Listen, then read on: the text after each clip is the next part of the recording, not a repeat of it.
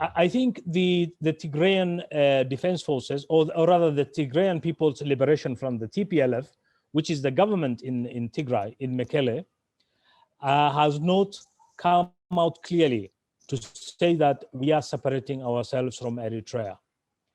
Their initial assumption was that they could be part of Ethiopia, but there is a strong pressure domestically within Tigray not to be part of Ethiopia anymore.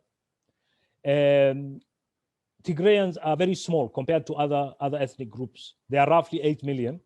This is tiny compared to other 150 million. They feel that because of the history of the war and the bitterness, they cannot be part of Ethiopia. But the problem is geography. If you look at Tigray, doesn't have an outlet. It's surrounded by countries and it's surrounded by Ethiopia. So it cannot become a very viable state if it decides to separate itself. In order to separate itself, it has to have an outlet to the sea. It has to have an outlet to another friendly state. Now, Sudan could be one such actor.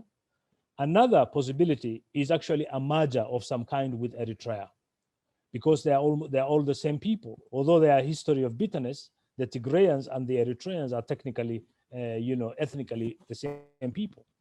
Now, the other problem, of course, is that to break away, they need also a sizable economy.